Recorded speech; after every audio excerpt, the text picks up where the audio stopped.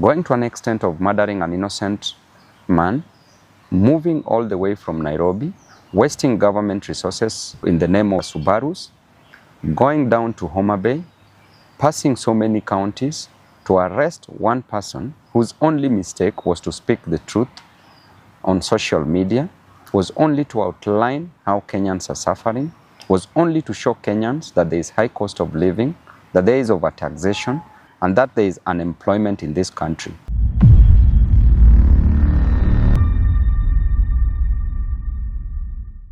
Thank you very much, fellow Kenyans. I'm Babu Owino, Member of Parliament for Embakasi East constituency.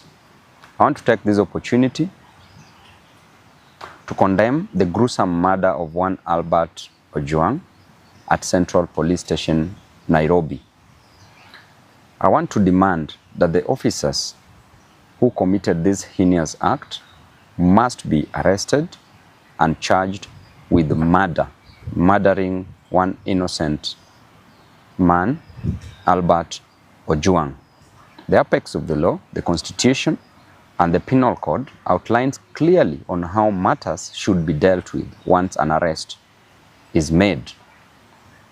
Going to an extent of murdering an innocent man, moving all the way from Nairobi, wasting government resources in the name of Subarus, going down to Homa Bay, passing so many counties to arrest one person whose only mistake was to speak the truth on social media, was only to outline how Kenyans are suffering, was only to show Kenyans that there is high cost of living, that there is overtaxation, and that there is unemployment in this country.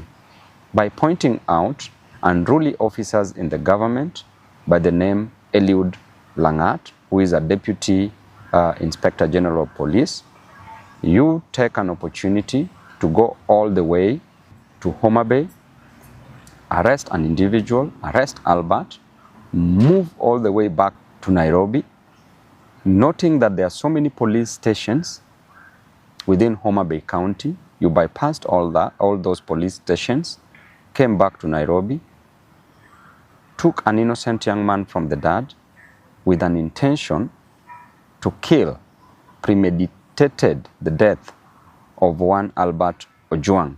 Reaching Central Police Station, you tell us stories which we only hear in movies, that Albert Ojwang hit his head severely on the on the wall. Does not add up. It's so sad. And what a time to live in this country, Mr. President, under your watch. You need to take time and reflect. You need to sit alone for a whole day. Reflect how you were brought up. Reflect how your mom brought you up. As you always say that you are brought up from a very humble background. Reflect on that. Reflect how far you've come to where you've reached. Reflect on what you want to do to Kenyans and reflect on the legacy that you want to leave behind. And I want to say that it is quite unfortunate that there are so many abductions, there are so many deaths of young men in this country. Since when are young people killed in a nation? Since when are the Gen Zs killed in different nations? Since when? It is only in Kenya that these things are happening, and it is happening because these young men are demanding for justice, social justice, are demanding for their rights, and the extent that we are going as a nation is so wrong because under your watch as the president, so many deaths are occurring. The main reason why people get to power is so that they can become better, not being bitter. It's so that they can better the lives of others, not taking the lives of others. It's so that they can ensure that people's lives are changed for the best. But what are we seeing in return? We are seeing bitterness, we are seeing cruelty, and too much cruelty breeds so much hatred, which is now occurring in this country. I want to inform the government that nobody will fear you. You cannot spread fear to a person who has nothing to lose, a person with no jobs, a person who experiences overtaxation, a person who experiences high cost of living, high cost of education, high cost of health. You cannot make such a person be fearful, and therefore you need to change your strategy. because they have nothing to lose but just the chains that are tying them tightly. And I can assure you that within no time, there will be serious actions in this nation, because people are hurting, people are going through a lot, people are depressed.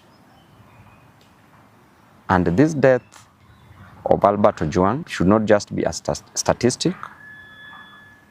Kenyans should note and take mental note and take action against any other person who might come for their lives.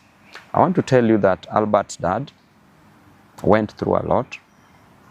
As he said yesterday on media, that he spent 20 years going to a quarry, mining stones, not precious stones, but normal stones for construction, kokoto, just to educate Albert. Went through a lot in life to educate Albert. Then Albert graduated, became a teacher, had a 1-month-old child, a young family, a wife left behind, just for you to come and take the life of this innocent soul. We are watching you keenly.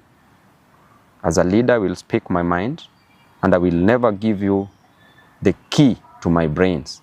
I will never suspend my reasoning just for blind following. I will die where Kenyans are dying. I will be with the Kenyans. And to the Inspector General of Police, please move with action.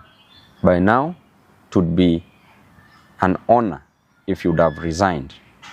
But because of greed for power, I know you won't. So what you can do is to take action against these culprits who have taken the life of an innocent young man. Thank you and God bless you.